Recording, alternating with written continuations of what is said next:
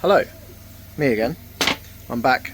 This is a video after the last one where I showed you the switch panel thing, whatever it's called, from AliExpress, this thing. So I've literally just made that video, so that was the last video. But while we're here, I'm going to show you some other stuff which I purchased off of AliExpress while I was at it, off of this. Excuse me. Oh, that's a phone charger cable I needed. But these are the little interior LEDs that I'm going to be using for basically one under each seat in the back, or the front seat in the back side of it. So I've got some footwell lights in the back, and then the same for the front, and then I'll probably put a couple in the boot because there's nothing in there at all, and they will be controlled from that one, interior lights. But that's what they are. They are really cheap. I think it was like 80p for a packet. Now they look really like cheap and flimsy. I mean, they're not the greatest build quality. They're just like a little tiny bit of aluminium with a LED strip on it, but it does do the job because I've used these before and they're actually really good. They come with like a little sticky back thing that you can just stick on the back and then just plop it wherever you want. I mean, you could chuck it there if you really wanted, and away you go. They're 12 volt. That's the thing if you want to have a look. Probably not, but there you go. That's that. These are white. They're called DRLs. I mean, you're not really going to put those, you know, like you have on some modern cars where they have the daylight running lights. They just won't look very good. So, but that's all I'm using them for, is just to light up the footwell. So I've got a few of them. I actually ordered loads and I didn't mean to. I think I ordered one thinking it was one individual one, but they come as a pair. So I've got tons of them. Don't know why. Also, I got this. Let me just put the camera up one sec. There you go. You see me again now. I got that. So what does that say? 3-port quick charge, dual PD, QC3, whatever. But basically, excuse my hands and fingers by the way. I've been digging today, which is not something I normally do, and I'm caked in crap.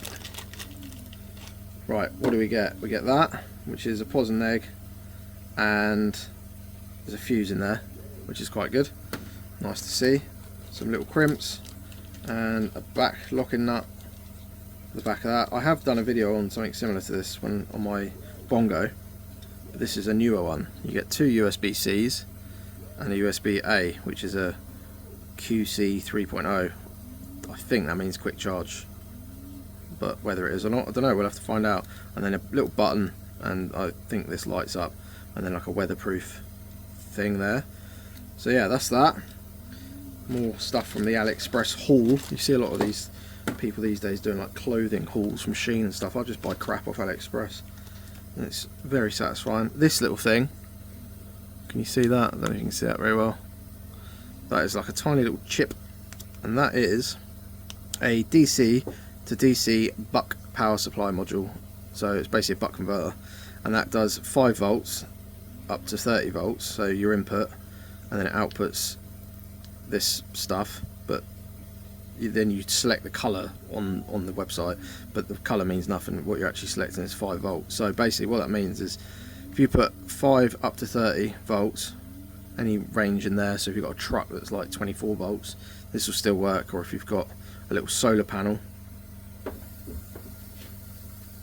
like one of these that's like variable voltage, because depending on the sunlight you get like sometimes 5, sometimes 7 volts, whatever.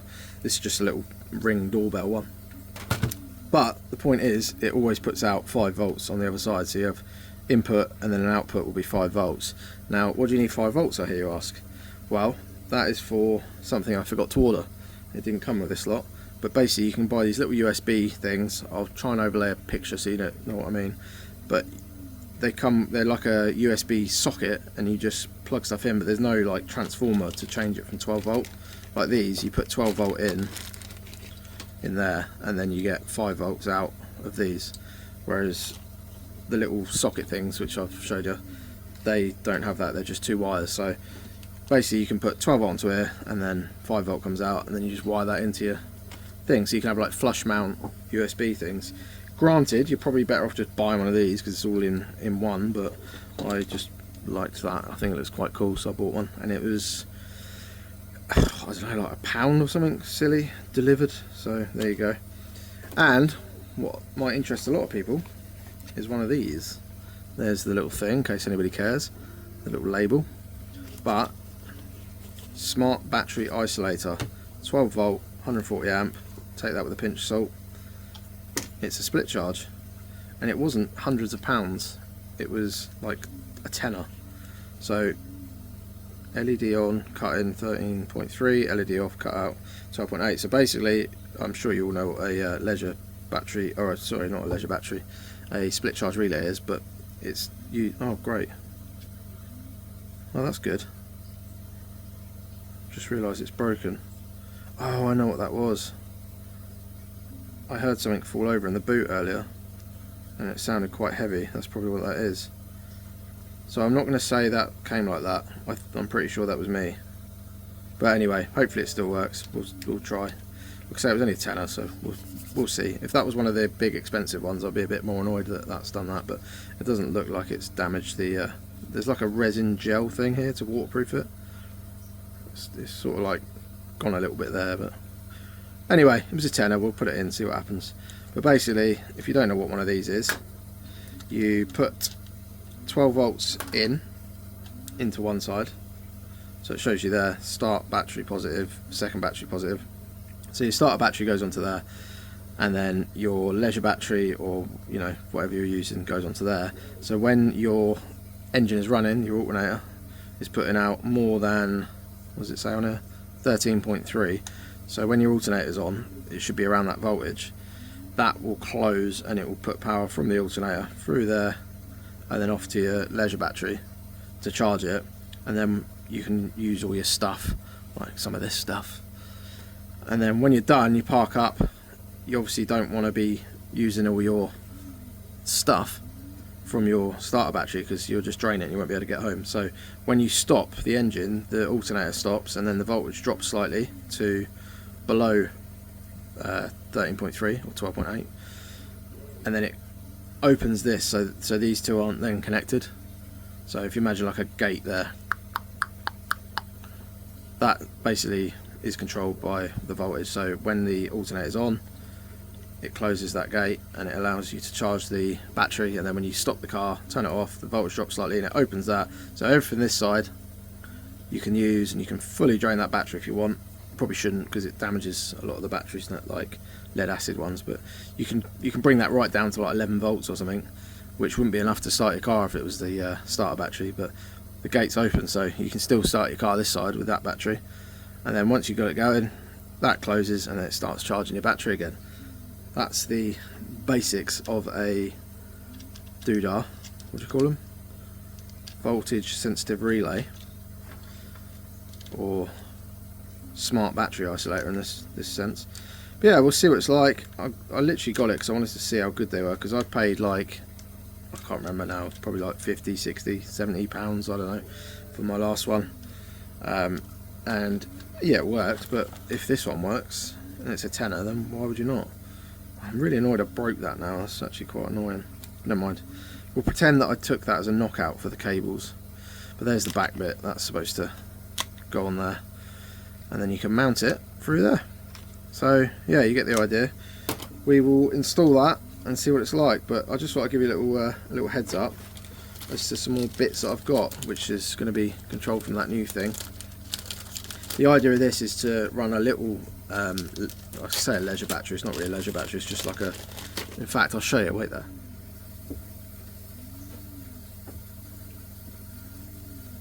One of these, it is a, I had this, well, it was decommissioned, but there's nothing wrong with it at all, so rather than throw it in the bin or scrap it or whatever, I thought I'll use that.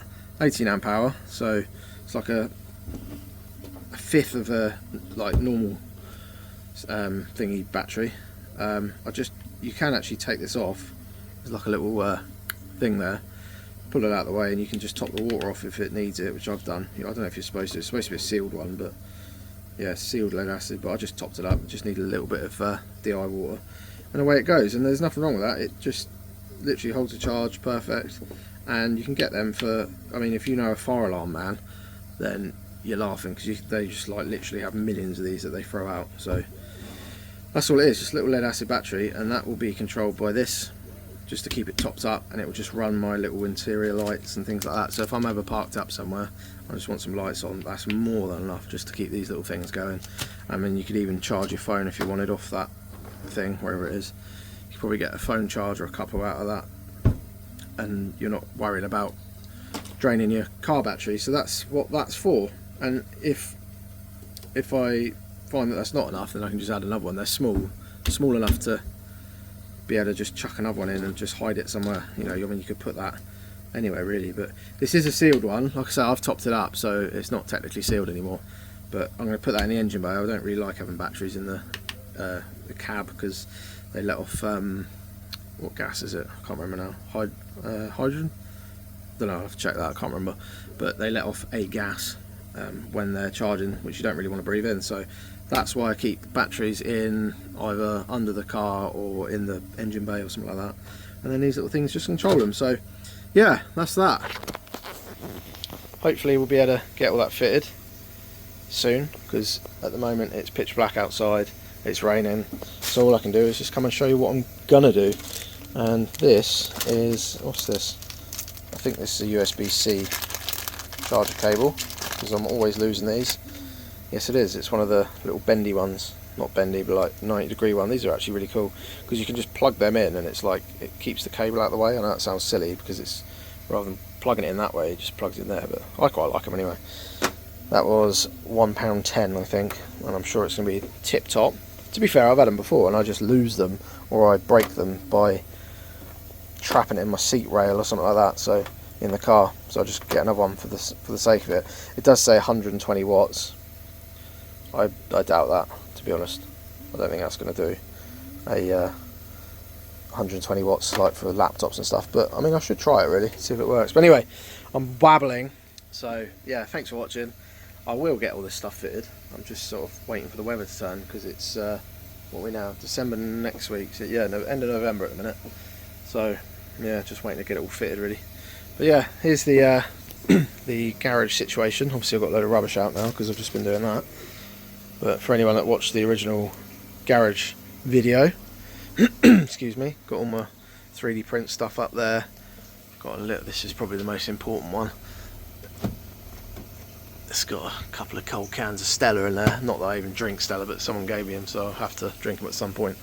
That noise in the background is this, by the way. This is my filter for my water for my fish tank, and if you care, that's putting out 1 ppm of water, which is nice. So there you go, it's filtering it nicely. But yeah, everything's sort of moving along nicely in here. I've just been making this thing because it's a lot better than the old garage setup I had. I had like little hooks and things that I 3D printed, like I had the odd ones like this, but I didn't really like it, so I got that from IKEA. And then you just print, like with a 3D printer, obviously you print these little sort of things off, and they like hook into each other.